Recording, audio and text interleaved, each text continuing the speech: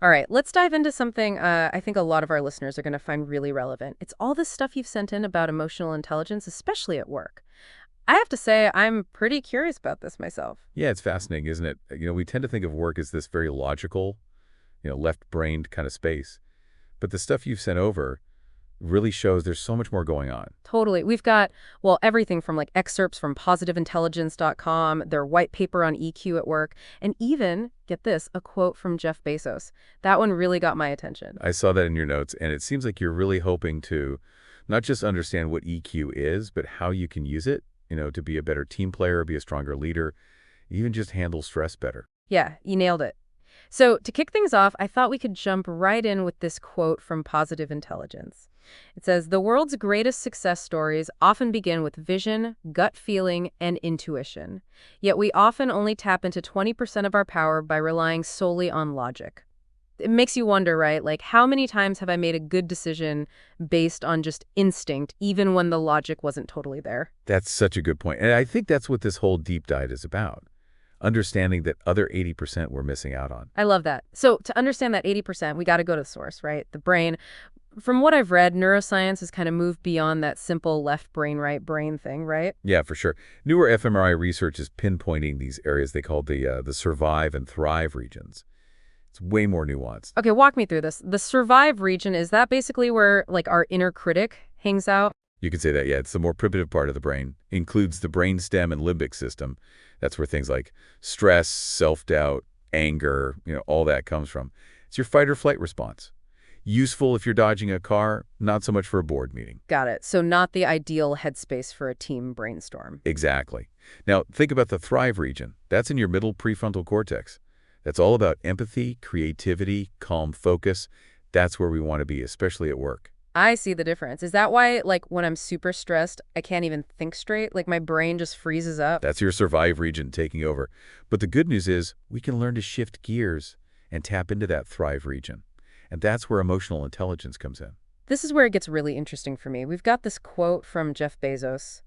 "All my best decisions in business and in life have been made with heart and intuition, not analysis." This is Jeff Bezos, the data king. You're telling me he goes with his gut over spreadsheets? I know, right? It might seem surprising, but it shows even in those super analytical fields, emotional intelligence is key. It's not about ditching the data, but realizing there's stuff that pure logic just can't capture.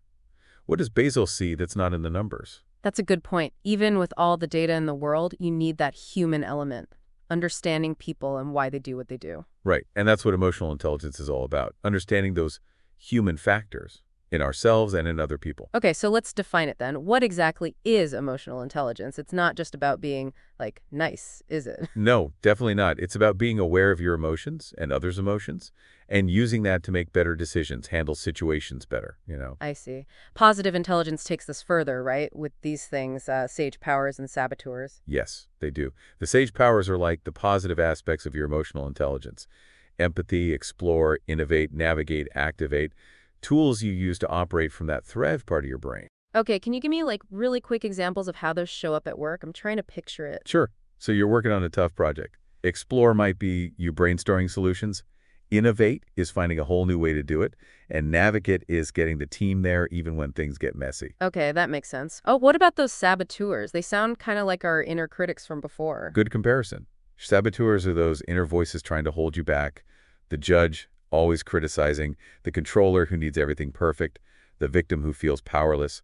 We all have them. Oh, I know those voices. The goal isn't to totally silence them, though, right? It doesn't seem possible. You're right. It's not about eliminating them. It's more about understanding them, recognizing them and reducing their power, catching them in the act, and then choosing to use your sage powers instead. So it's like, okay, you have this high-performance engine, but you got to learn how to actually drive it. Perfect analogy. And like physical fitness, mental fitness needs training.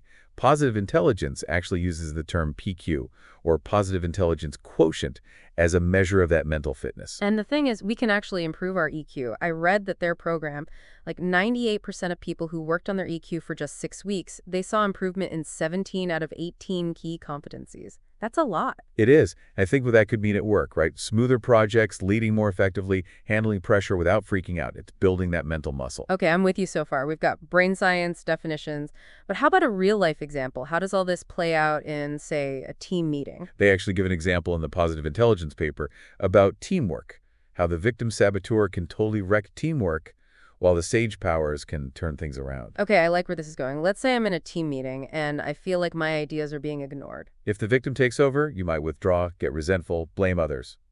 Not very productive. Definitely not. What's the EQ alternative? How do my sage powers help? Well, you could use empathy to understand your teammates' views. Maybe they have concerns you didn't think of. Get curious, not defensive. And then maybe explore kicks in. We start brainstorming together, trying to find a way to combine ideas or find something that works for everybody. Exactly. Innovate could lead to some really creative solutions, building on each other's ideas, and then navigate helps keep everyone moving towards the same goal, even if it wasn't clear at first. So you're taking that initial frustration and turning it into something positive, seeing the challenge as an opportunity. That's the power of EQ, turning potential conflict into a win for everybody. This is really making me think. I want to dig into some specific strategies for raising EQ and how this can work in other areas of our work lives. Can we keep going after a quick break? Okay, so we've talked about emotional intelligence as this powerful tool we can use, but it's not like we're just born with it at level 10, right? We can actually get better at it over time. That's pretty cool, isn't it? Absolutely. It means we're not stuck. Even if you've been wrestling with those saboteurs forever, you can actually change, become more emotionally intelligent. Okay, so how do we do that? How do we actually boost our EQ? Well, the Positive Intelligence program has some really practical stuff on that. One of their big ideas is mental fitness training, like going to the gym, but for your brain. Okay, I'm intrigued. So instead of lifting weights, we're building mental strength, resilience. What's that actually look like? Lots of ways to do it, but they use these targeted exercises called PQ reps. Think of them like bicep curls for your brain, strengthening that ability to catch the saboteurs and tap into your sage powers. PQ reps, got her. Give me an example. I'm facing a crazy deadline at work, feeling totally overwhelmed. How do I use this mental fitness stuff to handle it better? First thing is awareness. You got to tune in to what's going on in your head. What are the saboteurs saying? Is it the judge telling you you're not good enough? Or the controller freaking out about every little detail?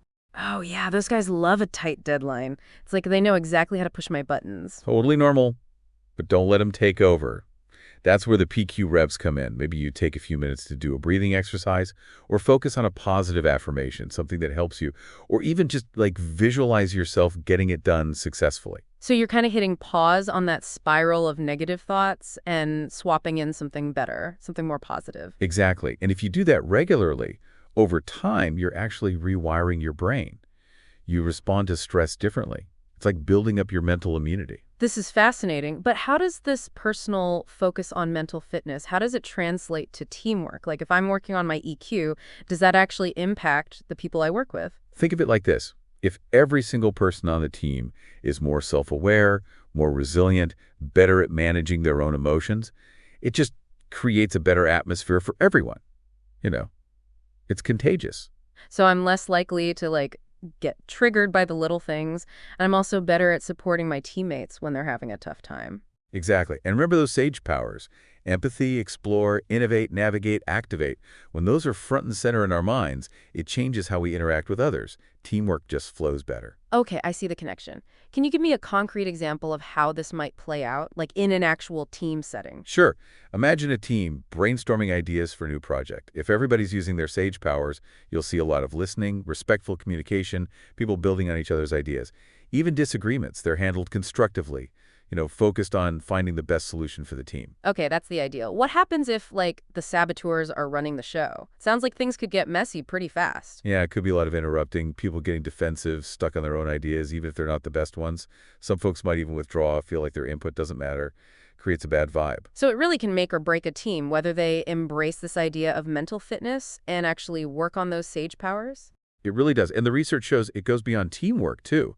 Raising your EQ, it could mean better decision-making, more creativity, even bouncing back from setbacks easier. So it's an investment in yourself professionally and personally, leveling up on all fronts. Exactly. An investment that pays off in all sorts of ways. Imagine handling tough conversations with more confidence and understanding, leading with more authenticity, dealing with conflict smoothly. It can change how you interact with the whole world. That's pretty amazing. But I gotta be honest, it can feel kind of daunting too. Where do I even start? What's the first step for someone who wants to boost their EQ? Most important thing is just start paying attention to your thoughts, your feelings. Become aware of those saboteurs, those voices in your head trying to hold you back. Notice when they show up, what triggers them, what their patterns are. It's like doing a mental inventory, getting to know yourself better. So, self-awareness, getting in tune with what's going on inside. Exactly. Once you have that awareness, you can start trying different things to manage those saboteurs and strengthen your sage powers. Tons of resources out there, books, articles, apps, programs. Find what works for you. It's like we've got this amazing toolbox, but we got to actually open it up and learn how to use the tools, right? That's a great way to put it. And the more you use them, the better you get. You start accessing that power inside you more easily. It becomes natural. I'm really digging this. But before we wrap up, there's one more piece I want to explore. Leadership. How does EQ play into being a good leader? And what can we learn from people who are doing it well? Oh, that's a great question. One that deserves its own deep dive for sure. So we've covered how emotional intelligence impacts us personally, how it affects teamwork. But now let's talk about leadership, because EQ isn't just about individual performance, right? It's about how we inspire and guide other people. Yeah, for a long time, the main leadership models were all about command and control, right? Strategic thinking, making decisions fast, that kind of stuff. But the research you've shared, it shows things are changing. So moving towards a more emotionally intelligent approach. Right. People are realizing the best leaders are the ones who connect with their teams on a deeper level. They build trust, they encourage collaboration, they create a sense of purpose. So it's less about barking orders and more about building actual relationships with the people you work with. Exactly, and that takes emotional intelligence. Think back to those sage powers. Empathy, explore, innovate, navigate, activate.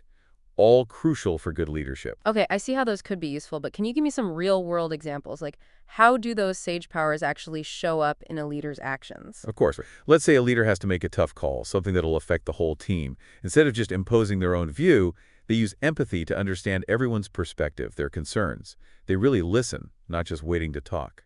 So it's about being present, actually tuning in to what other people are saying, how they feel. Exactly. And then that explore power might come in. The leader could facilitate a brainstorming session, encouraging everyone to throw out ideas, explore different options, knowing that the best solution might come from a surprising place. And then there's room for innovate to take hold, right? The team feels safe to take risks, think outside the box because they know their ideas will be heard. Exactly. And once a decision is made, the leader uses their navigate skills to guide everyone through it, making sure everyone's on the same page, understands their role, and feels supported.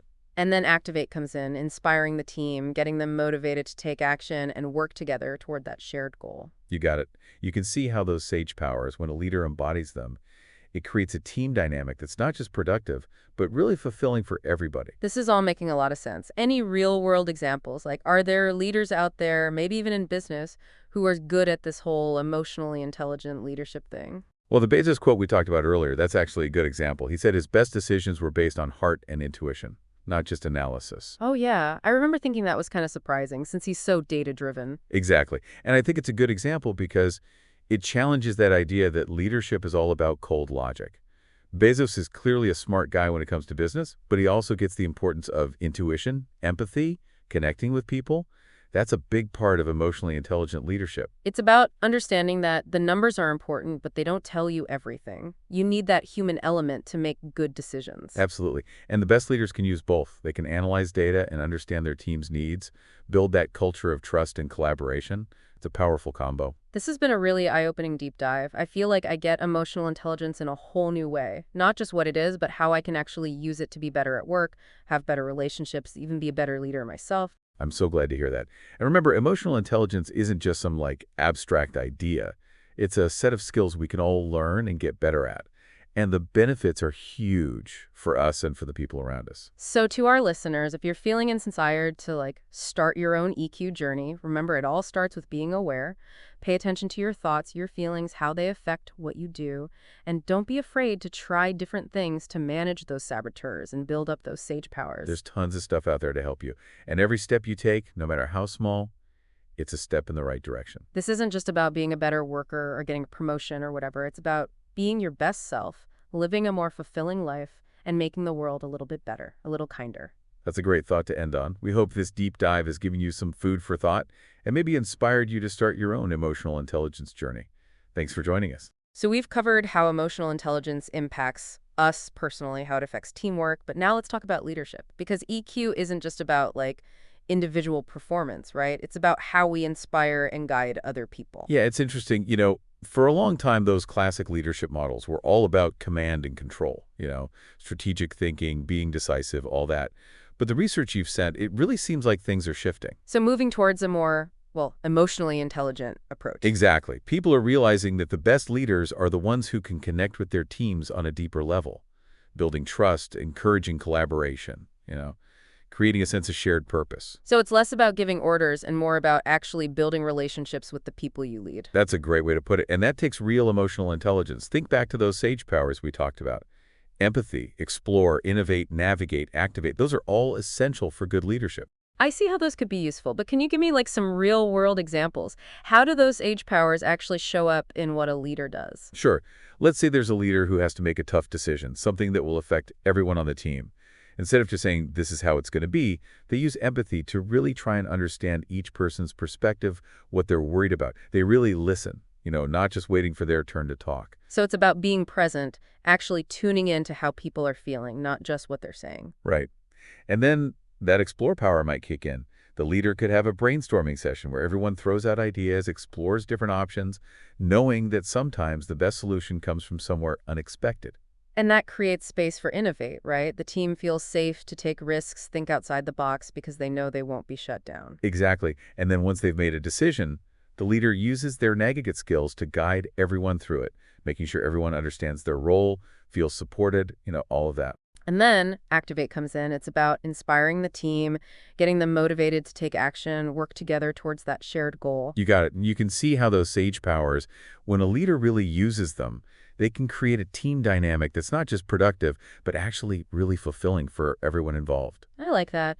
Any real-world examples, though? Leaders who are actually good at this whole, emotionally intelligent leadership thing. Well, that quote from Jeff Bezos we talked about, that's actually a good example. Remember, he said his best decisions came from his heart and intuition, not just from analysis. Yeah. It's funny because I remember thinking, that's kind of surprising coming from him, since he's such a data guy. Right. It challenges the idea that leadership is all about cold, hard logic. Bezos is obviously brilliant when it comes to business, but he also clearly understands the importance of intuition, of empathy, of connecting with people on a human level.